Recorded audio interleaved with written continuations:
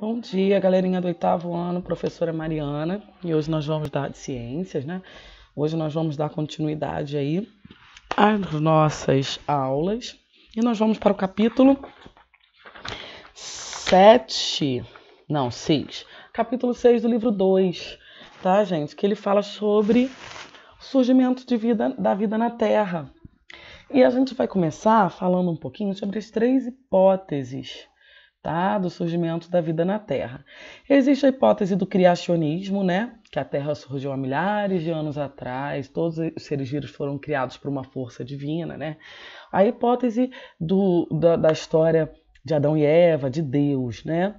Segundo essa hipótese, os seres vivos não mudam ao longo do tempo. Imutabilidade das espécies ou fixismo. Dados científicos sugerem que a Terra se formou há muito mais de 4,5 bilhões de anos. Os registros, né, os fósseis, indicam que os seres vivos mudam ao longo do tempo, eles evoluem. Essa hipótese não pode ser testada pelos métodos que não pode ser testada pelos métodos que a ciência utiliza, perdão. Então, existe a hipótese do criacionismo, né, que uma força divina criou tudo que existe na Terra. Existe também a hipótese da coscogênese ou panspermia, tá? Que ela diz o seguinte: a vida teria sido trazida à Terra vinda do espaço exterior, de outros planetas. Foram trazidos para cá por meio de esporos ou outras formas de resistências aderidas a meteoritos que caíram no planeta, tá? Argumentos a favor e argumentos contra. Nos meteoritos que caem atualmente na superfície terrestre, têm sido encontradas algumas moléculas orgânicas. Então, é um ponto positivo. Mais comum do que se imaginava. Tijolos necessários à construção da vida. Indício de vida em outros planetas. Isso seriam argumentos a favor. Argumentos contra. Nenhum organismo pode viver no espaço, sujeito a baixíssimas temperaturas, aos raios cósmicos e às radiações ultravioletas. Meteoritos tornam-se incandescentes devido ao atrito com o ar e pulverizam-se, viram pó. Tá? Isso seriam teorias contra. E a gente tem a evolução química ou molecular, que é uma das mais aceitas, tá, pela ciência, que ela diz o seguinte, né?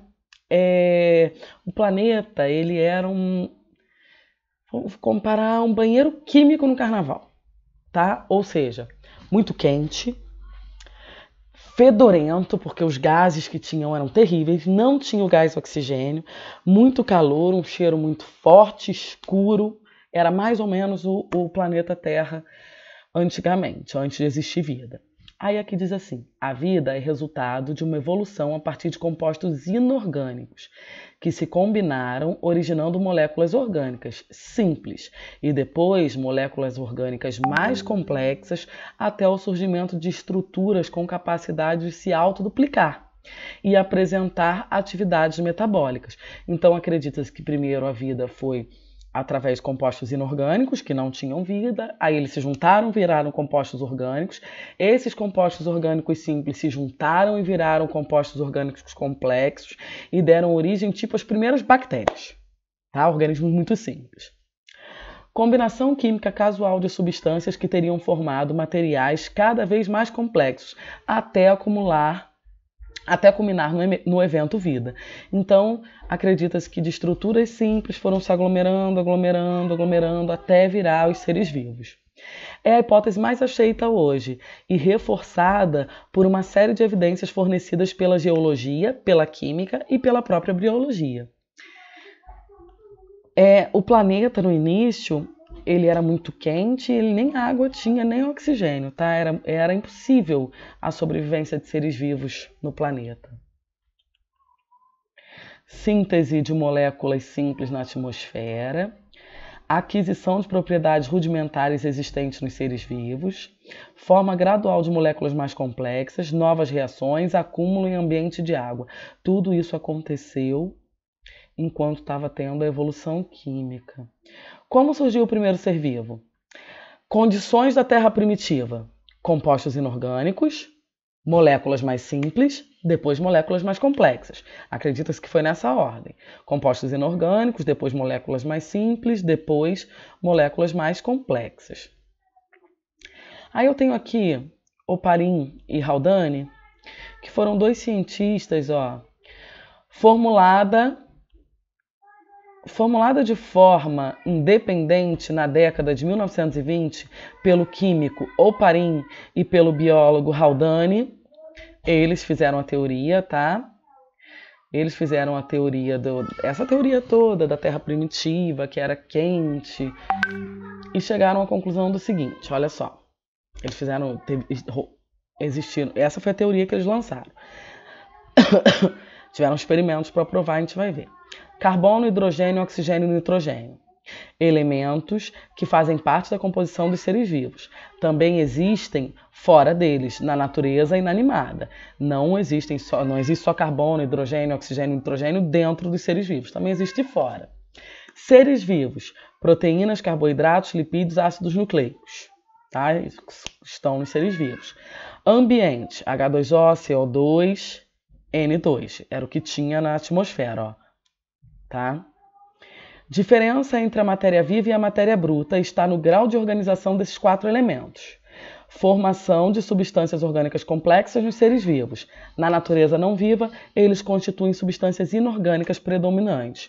Então, esses compostos, carbono, hidrogênio, oxigênio e nitrogênio, eles vão estar presentes nos seres vivos através das proteínas, carboidratos, lipídios e ácidos nucleicos.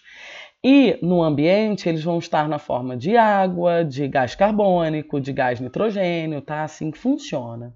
De gás oxigênio.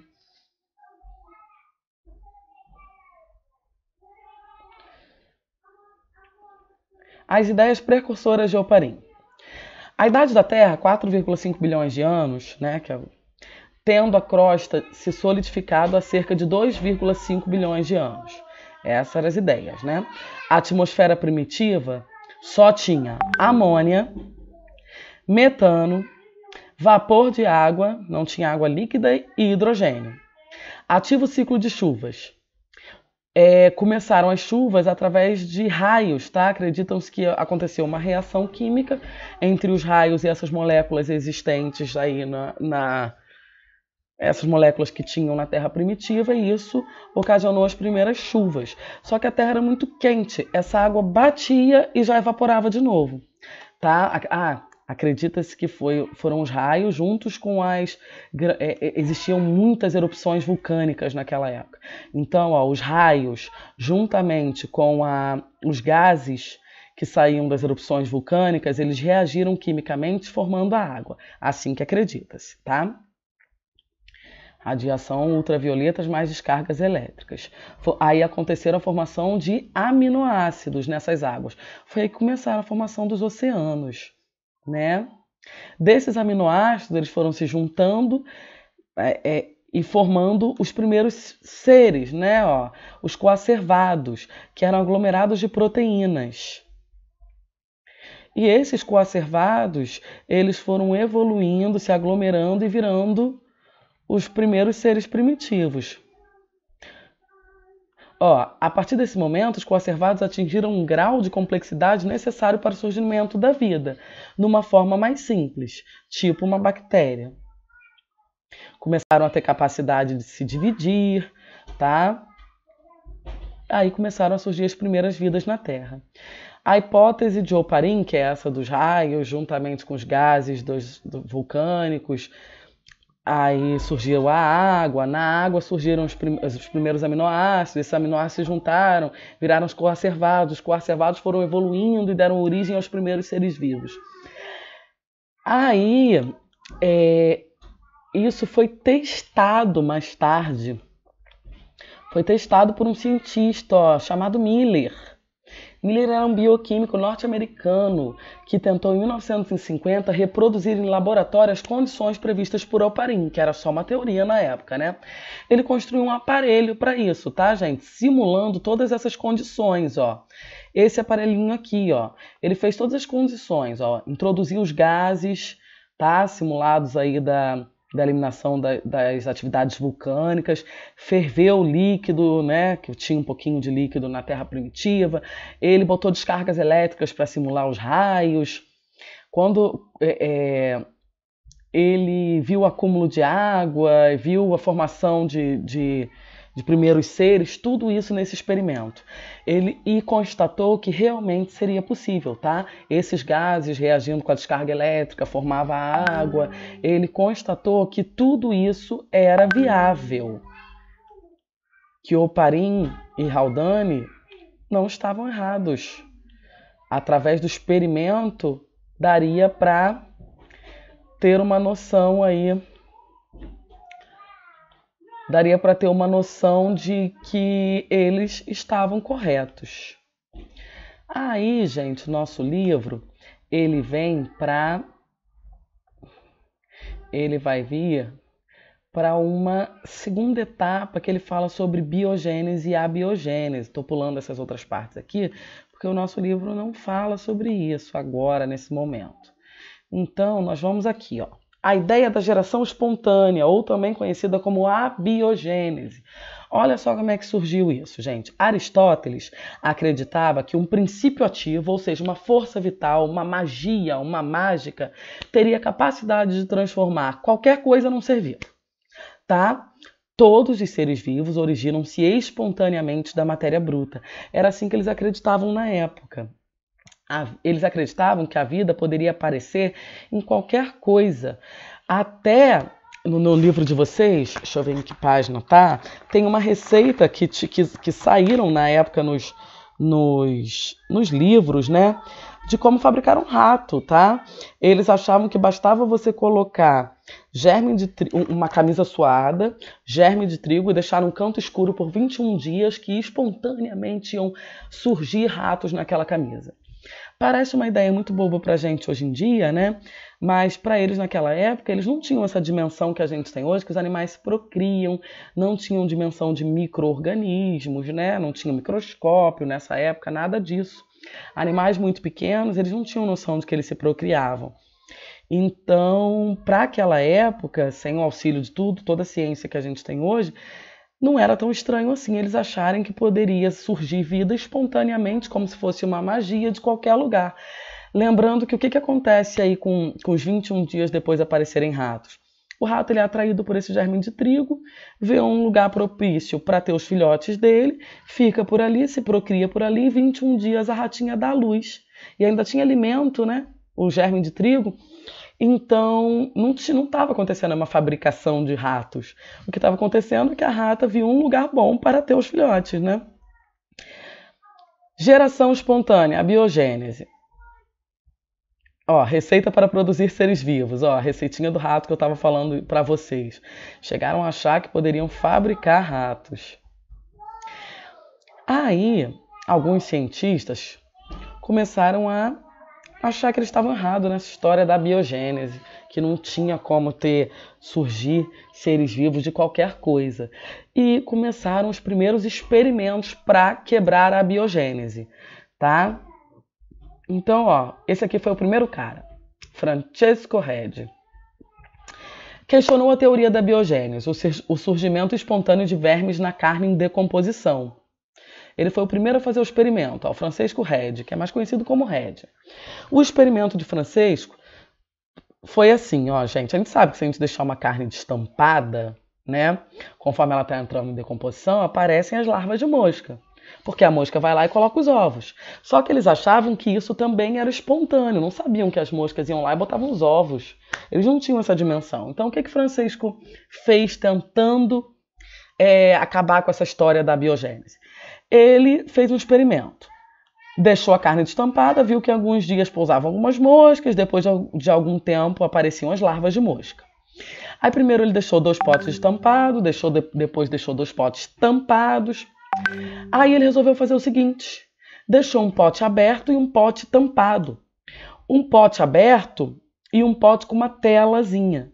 Ele percebeu que no pote aberto apareciam as larvas de mosca e no pote fechado não apareciam as larvas de mosca, provando que aqueles vermes, né, que apareciam, eles apareciam por causa da mosca. Só que na época o pessoal não acreditou, tá? O experimento dele não valeu. O pessoal não acreditou. Aí veio depois de um tempo Netherham. O experimento de Netherham consistiu no seguinte: eles pegavam um caldo nutritivo, que é uma sopa, tá?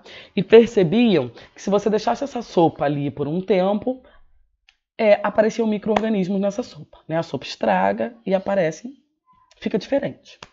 Então o que ele fez? Querendo também acabar com a história da biogênese, da força vital. Ele pegou esse caldo e ferveu. E tampou. E ele percebeu que apareciam micro-organismos mesmo assim. Por quê? O que aconteceu com o experimento de Netherham? Ele não ferveu tempo suficiente para matar esses micro-organismos e não vedou também o suficiente. Tá? Foi o que aí, nessa época, aí todo mundo, é a biogênese mesmo, não tem nada de... É isso que acontece, aparece do nada.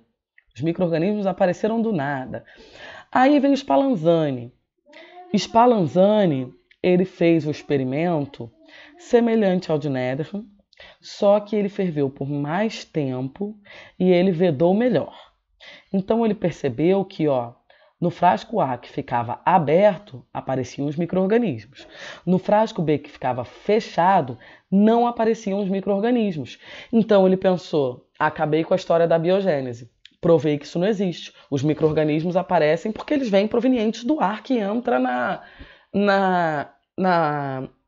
que entrou na garrafa, na sopa e estragou o alimento. Só que o pessoal da época não acreditou nele porque disse que ele tinha acabado com a força vital quando ele ferveu o líquido. Tá? Mesmo assim, Spallanzani não conseguiu quebrar a teoria da força vital. E aqui está assim, Spallanzani explicou que Netherham não havia fervido sua solução nutritiva por tempo suficiente, logo para matar todos os micro-organismos existentes nela, e assim esterilizá-la. Também afirmou que a rolha usada por Netherham não vedava o frasco o suficiente. Mas mesmo assim ele não conseguiu provar nada. Aí depois de um tempo veio esse cara aqui, Pasteur, Louis Pasteur. Por volta de 1860, o cientista francês Louis Pasteur conseguiu provar definitivamente que os seres vivos só se originavam de outro ser vivo pré-existente, que é o que diz a teoria celular, aperfeiçoando o experimento de Spallanzani. Olha o que Pasteur fez.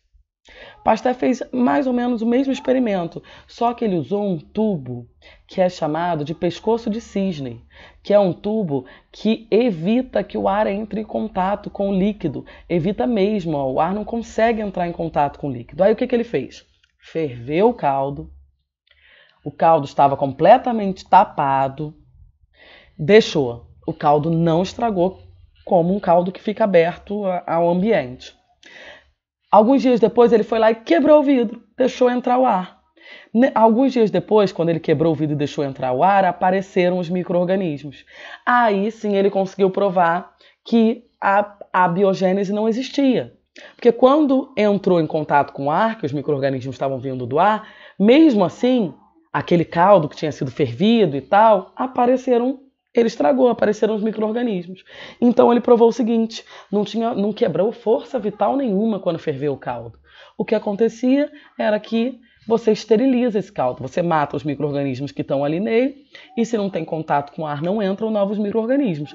Quando ele quebrou o pescoço de cisne, que teve contato com o ar novamente, entraram os micro-organismos, e esse caldo ele estragou. Ficou cheio e começaram a crescer micro-organismos ali. Então ele aí provou que a teoria da abiogênese ela não era verdadeira. E ele criou a nova teoria, que se chamava biogênese. Se a gente for ver hoje em dia, vem escrito assim, o leite de caixinha, ele vem escrito leite pasteurizado. Por quê? Porque vem de Pasteur esse nome. Porque Pasteur é que fez essa história de ferver o caldo, né, e matar os micro-organismos. e logo depois, se você, tanto que se a gente, depois que a gente abre o leite e deixa ele um tempo em contato com o ambiente, os micro-organismos voltam a se proliferar ali. Assim ele quebrou a teoria da biogênese. Então foi o fim da biogênese e o início da biogênese. Tá, gente? Olha só. A hipótese da biogênese passou, a partir de então, ser a mais aceita universalmente pelos cientistas. No entanto, a teoria da biogênese não explicava como a vida surgiu no planeta pela primeira vez no planeta. Existem diferentes hipóteses de como a vida surgiu no planeta, mas a mais aceita é a teoria da evolução química ou molecular, que é a teoria que diz que o planeta a Terra era primitiva, dos raios que se juntaram com os gases, formando as primeiras gotículas de água, aí teve a formação das primeiras chuvas e foram se formando os primeiros oceanos, e dali se formaram aminoácidos, que são compostos inorgânicos, aminoácidos se juntaram, formaram proteínas, né? Que foram os coacervados, e eles foram evoluindo, os coacervados foram evoluindo, até conseguir se multiplicar, até conseguir ter algumas atividades vitais e formando os primeiros seres vivos simples, né? Que eram tipo bactérias naquela época. Então é isso, galerinha. Espero que vocês estejam assistindo nossos vídeos, fazendo nossos deveres, estudando bonitinho para a gente dar continuidade. Semana que vem a gente vai falar sobre reprodução assexuada primeiro, tá? Para depois a gente falar de sexuada. Grande beijo para vocês, muita saudade, tá?